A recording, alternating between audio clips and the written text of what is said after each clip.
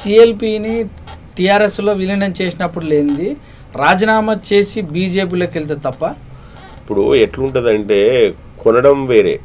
ఆ రోజు కూడా కేసీఆర్ కొన్నాడు, కొంటేనే కదా విలీనం జరిగింది. ఈ రోజు రాజగోపాల్ రెడ్డి గారు బీజేపీకి ఉన్నది. అంటే కాంగ్రెస్ పార్టీలో అమ్ముడు పోయే వాళ్ళు అంటే కాంగ్రెస్ పార్టీ నిక్కచ్చినటువంటి కాంగ్రెస్ కార్యకర్త ఇప్పుడు అమ్ముడు పోడు. ఎప్పుడైతే అమ్ముడు పోయిండో వాళ్ళ యొక్క క్యారెక్టర్ స్మాష్ అయినట్టే తప్ప ప్రజలు గమనిస్తారు. ఈరోజు రాజగోపాల్ రెడ్డి గారు ఉట్టిగా ఏదో రేవంత్ అన్న పేరు పెట్టుకొని ఆయన ఏదో ఒకటి అనాలి అని చెప్పి పోతుండే తప్ప బహానా దొరికింది తప్ప యాక్చువల్లీ ఆయన పోవాల్సింది ఆయన ఉన్నటువంటి కంపెనీ లాస్ కావడము లేకపోతే వారికి ఏదైనా లావాదేవీలు జరగడం వల్ల పోతుండే తప్ప భారతీయ జనతా పార్టీ నల్గొండ జిల్లాల్లో అది ఒక కమ్యూనిస్టు ఉద్యమాలకు సంబంధించినటువంటి పురిటిగడ్డ, ఉద్యమాలకు ఒక ఉవ్వొత్తున పోసేటటువంటి జిల్లా తప్ప ఆ జిల్లాలో పోయి భారతీయ జనతా పార్టీలో చేరి ఆయన గెలుచుకొని వస్తానటువంటి ఆశలు కాదు. ఆయనకు కావాల్సింది బిజినెస్ సంబంధించిన వ్యవహారం తప్ప ఇంకొకటి లేదు. అది వాస్తవం. అంటే పార్టీలకు పోవడం రిజైన్ చేయడం వేరే కదా సార్. అంటే రీజన్ చేయడం అంటే కాంగ్రెస్ పార్టీని డ్యామేజ్ చేయాలనేది ఒక అంకిత భావంతో పనిచేస్తున్నారు టీఆర్ఎస్ బీజేపీ.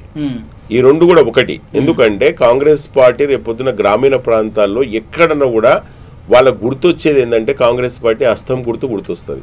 కనుక హస్తం గుర్తుకి వేయడానికే పోతారు తప్ప ఇంకో కమలం గుర్తో లేకపోతే ఇంకో గుర్తులు వాళ్ళ గుర్తుండవు. కనుక ఎట్లన్నా కాంగ్రెస్ పార్టీ ఎదుగుతుంది. రేవంత్ రెడ్డి గారి నాయకత్వాన ఇది ఒక రకమైనటువంటి యువకుల్లో ఒక ఆశ నిండి గ్రామాల్లో ఒక ఉత్తేజం పెరిగి పునరుత్తేజం వచ్చి ముందుకు సాగుతుంది. ఎట్లన్నా కాంగ్రెస్ పార్టీని కొంచెం పెరుగుతున్న కొద్ది ఒక బై ఎలక్షన్ పెట్టి కొంచెం డౌన్ చేసి చూపిద్దామనేటువంటి ఆలోచన తప్ప ఇంకో ఆలోచన లేదు. So deposit వస్తుందంటారా?